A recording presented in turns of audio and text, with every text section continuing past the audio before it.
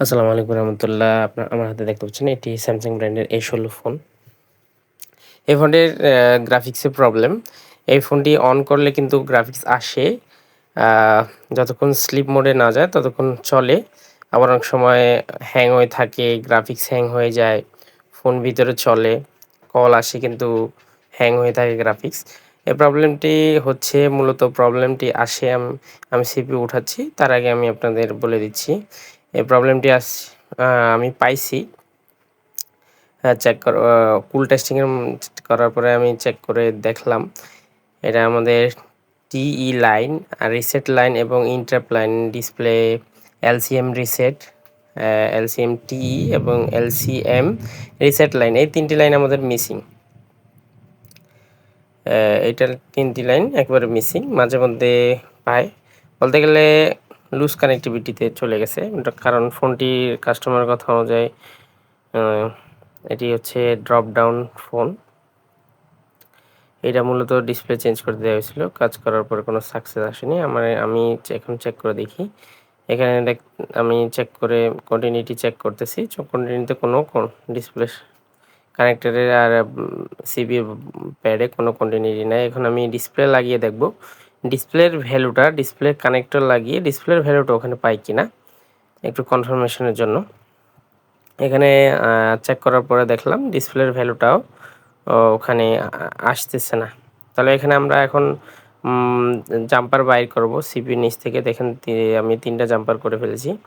3টা জাম্পার করে আমি এখানে প্যাড বানিয়ে ফেলব, গোল করে প্যাড বানিয়ে তারপরে এখান থেকে এক্সট্রা জাম্পার আমি ডিসপ্লে কানেক্টর পর্যন্ত নিয়ে যাব। যদি এ ধরনের ফল্ট ফাইন্ডিং কীভাবে আপনারা ফল্ট ফাইন্ড করবেন, কীভাবে রিপেয়ার করবেন, কীভাবে বুঝবেন কোন লাইন থেকে প্রবলেম, লাইনের আপনারা যদি লাইনের নলেজ নিতে চান অবশ্যই আমার চ্যানেলটি সাবস্ক্রাইব করে দিবেন।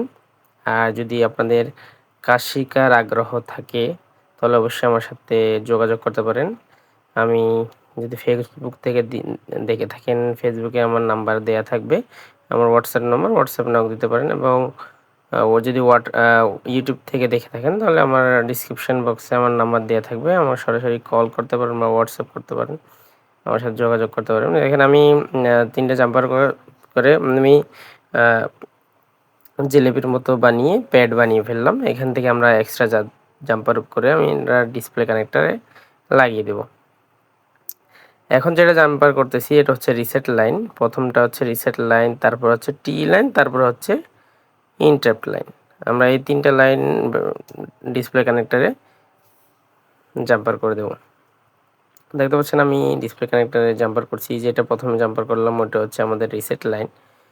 আর তারপরে উপরে হচ্ছে টি লাইন এবং রিসেট লাইন আমাদের মিসিং। আবার নিচ থেকে একেবারে প্রথমে আমি যখন জাম্পার করবো আপনারা ভালো করে খেয়াল করেন। আমি উপরে 2টা জাম্পার করছি কানেক্টর উপরের সাইডে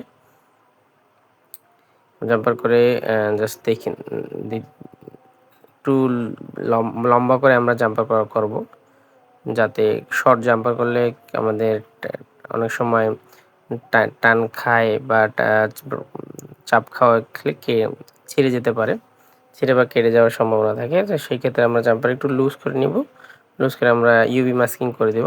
এখন দেখেন আমি ইউভি মাস্কিং করে দিচ্ছি।